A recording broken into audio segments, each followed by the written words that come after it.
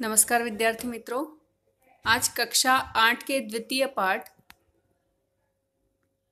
बिलस्य वाणी न कदापि में श्रुता, इस पाठ का हम अध्ययन करेंगे। बिल यानी होता है गुफा। अधिकतर शब्द का प्रयोग जानवरों के रहने की जगह जहाँ छोटे जानवर रहते हैं जैसे खरगोश, सांप, चूहा, इनके लिए बिल शब्द का प्रयोग होता है और गुफा जो है वो बड़े जानवरों के लिए। लेकिन इस पाठ में एक छोटी गुफा या जानवर के रहने की गुफा के लिए बिल शब्द का प्रयोग हुआ है। बिलस्य यानी गुफा की, वाणी यानी आवाज, न यानी नहीं, कदापि कभी भी, में श्रुता, में है मेरे द्वारा, और श्रुता यानी सुनी गई। बिल की आवाज मेरे द्वारा कभी भी नहीं सुनी गई, यह इस पाठ का शीर्षक है।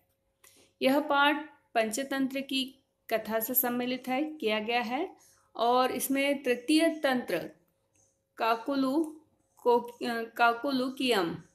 पंचतंत्र यानी 5 तंत्रों का समावेश है। इसका तृतीय तंत्र काकुलुकियम, इससे इस पाठ को संग्रहित किया गया है और इसके लेखक जो है वह विष्णु शर्मा है।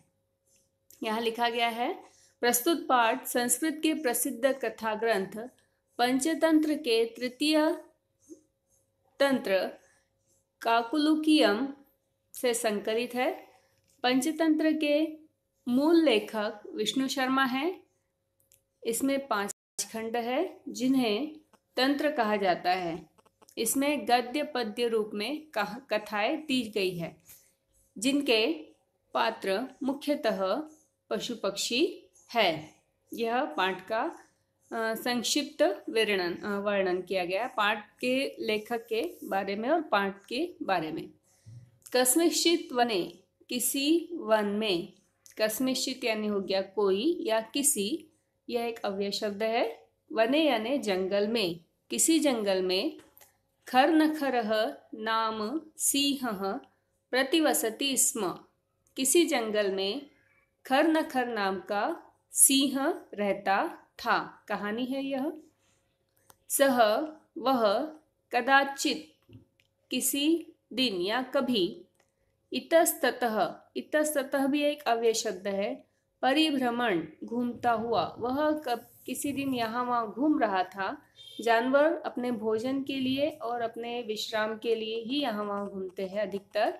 तो सिंह जो है वह किसी दिन यहाँ वहाँ घूम रहा था शुद्धार्थ, लेकिन वह भूखा था, वो भोजन ढूंढ रहा था। उसके घूमने के पीछे उद्देश्य था, वह शुद्धार्थ था। न कश्चिदपि आहारम प्राप्तवान, और उसे कोई आहार नहीं मिला, उसे कुछ भी आहार प्राप्त नहीं हुआ। वह यहाँ वहाँ घूम रहा था लेकिन उसे कुछ भी भोजन के लिए प्राप्त नहीं हुआ।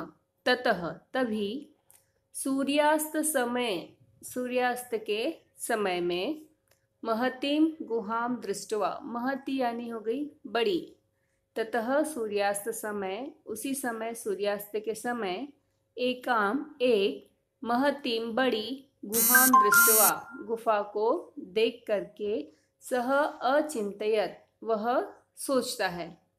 नूनम एतस्याम गुहायाम, निश्चित ही इस गुफा में, रात्रों को अपि जीवः आगच्छति, रात में कोई जीव आएगा। दिन भर से सिंह भूखा था, दिन भर उसे कुछ नहीं मिला। शाम के समय उसे एक गुफा दिखाई दी, बड़ी सी गुफा। उसे देखकर शेर ने सोचा कि निश्चित ही रात के समय यहाँ कोई जीव आएगा, अर्थात जिसकी गुफा है वह तो रात में यहाँ आएगा ही। अतः इसलिए अत्रैव, यहीं पर, निगुणो भूत्वा तिष्ठामि, छुप करके बैठता हूँ। निगुण यानी होता है छुप करके बैठना। इसी पाठ के पीछे कुछ शब्दार्थ है, पाठ से कठिन संबंधित कठिन शब्द, जिसे पढ़कर पाठ का अर्थ आप अच्छे से समझ सकते हो। तो यहाँ पर अत्रैव यानी यहीं पर, निगुणो छुप करके, भूत्वा तिष्ठामि, छुप करके रहता हूँ, बैठ जाता हूँ।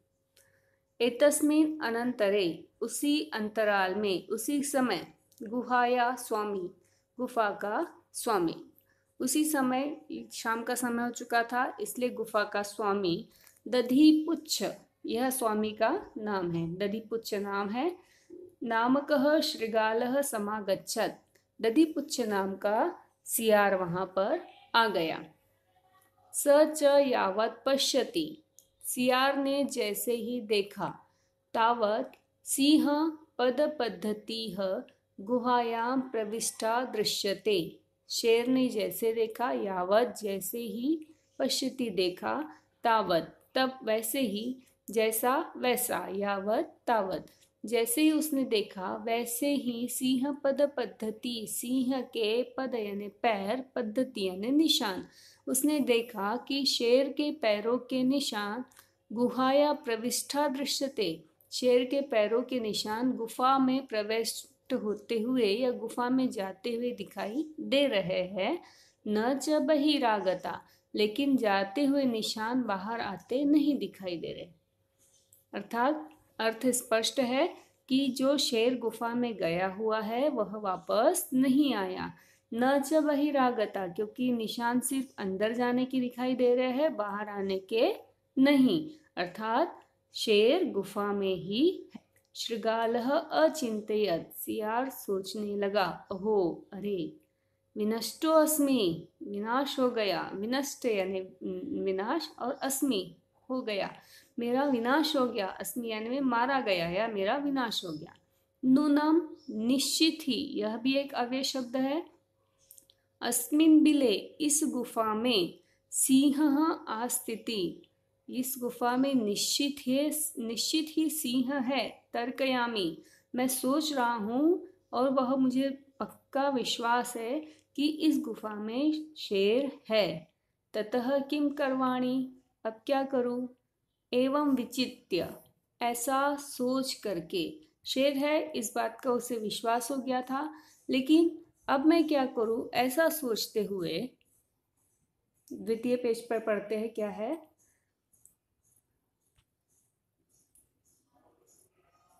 दूरस्थम रवम कर्तुम आरब्ध, दूर चला गया, और रव यानी है आवाज, रवम कर्तुम आरब्ध, दूर जाकर वह आवाज करने लगा, कुछ बोलने लगा। क्या बोल रहा है। भो बील, अरे बिल, किम न स्मरसी, क्या तुम्हें याद नहीं है। यन्मया त्वया सह समयः कृतो अस्मि, यन्मया की मेरा, त्वया सह तुम्हारे द्वारा, समय, यहाँ समय का प्रतीक नहीं है, समय है, यह शर्त शब्द के लिए यहाँ पर समय आया हुआ है। तो यहाँ समय यानी समय नहीं है, काल नहीं है, समय यानी शर्त, कि मैंने तुमसे एक शर्त लगाई थी। कृतो अस्मि अस्ति, हम दोनों के बीच में एक शर्त लगी थी। यत् की यदा अहम, जब मैं, बाह्यात् बाहर से, प्रत्यागमिष्यामि वापस आऊँगा, प्रति आगमिष्यामि, यह शब्द इस तरह से है, प्रति आगमिष्यामि, जब मैं बाहर से आऊँगा, तदा तब, त्वम तुम, माम मुझको, आकरिष्यसि आवाज दोगे। इस लाइन का पूर्ण अर्थ क्या हुआ कि भो बिल, अरे बिल, किम न स्मरसी, क्या तुम्हें याद नहीं है। यन त्वया सह समयः कृतो अस्ति, कि तुम्हारे साथ मैंने शर्त लगाई है। यत यदा अहम बाह्यात् प्रत्यागमिष्यामि, जब मैं बाहर से आऊँगा, तदा त्वम माम आकरिष्यसि, तब तुम मुझे आवाज दोगी।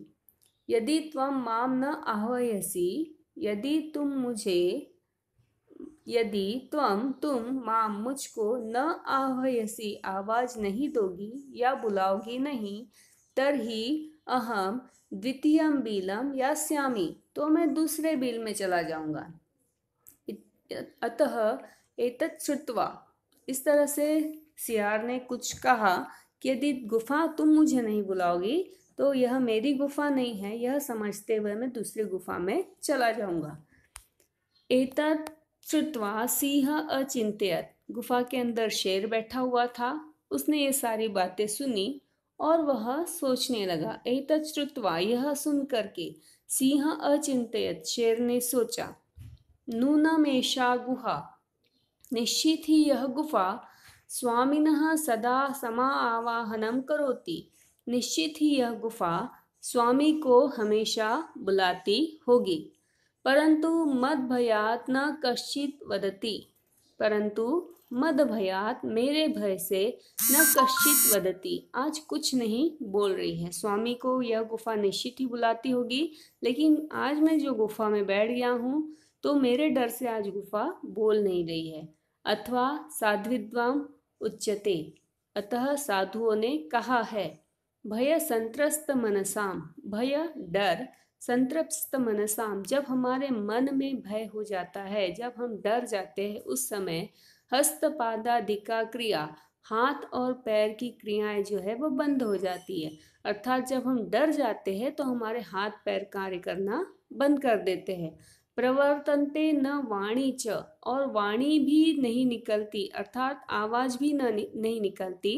च वेपथ्यु चाधिको भवेद, और हमारी जब जिह्वा जो है वह कंपन न करने लगती है या फिर हमारी जीभ लड़खड़ाने लगती है। तो भय संतस्त्र मनसा, जब मन में भय हो जाता है तो हाथ और पैर कार्य नहीं करते, वाणी लड़खड़ाने लगती है और आवाज भी नहीं निकलती। यहाँ तक ये इसका अर्थ इस तरह से है। तद अहम, तो मैं ही अस्य आवाहनम करोमि। तो वो सोच रहा है कि तद अहम अस्य आवाहनम करोमि, शेर ऐसा सोच रहा है कि गुफा शायद मुझसे डर गई है, तो कोई बात नहीं, मैं ही बुला लेता हूँ। अस्य आवाहनम, इसका आवाहन यानी पुकारना, करोमि तो मैं ही इसे आवाज दे देता हूँ। एवं सह बिलम प्रविश्य, वह बिल में आ जाएगा। मैं भोज्यम भविष्यति, और मुझे भोजन मिल जाएगा। इत्यर्थम विचार्य, ऐसा सोच करके, विचार यानी विचार करना, सोचना। इत्यर्थम, इस तरह का सोचना या इस तरह से विचार करके, सिंह, शेर ने, सहसा अचानक ही, शृगालस्य आवाहनम अकरोत्, ऐसा सोच करके सिंह ने शिकार को आवाहन किया या सियार को बुलाया। सिंहस्य उच्च गर्जन, शेर की ऊंची आवाज, प्रतिध्वनिना, उस गुफा में प्रतिध्वनित होने लगी, गूंजने लगी। सा गुहा उच्चे शृगालम आवाहयत, और वह गुफा शेर की ऊंची आवाज से प्रतिध्वनित करती हुई, गूंजती हुई वह गुफा सियार को बुलाने लगी।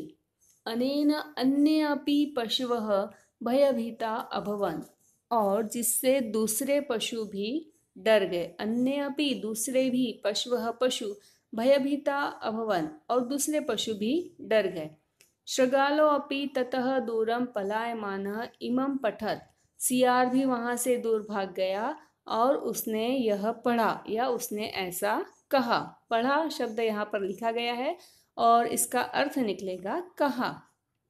अनागतम यह कुरुते स शोभते, स शोच्यते यो न करोति अनागतम।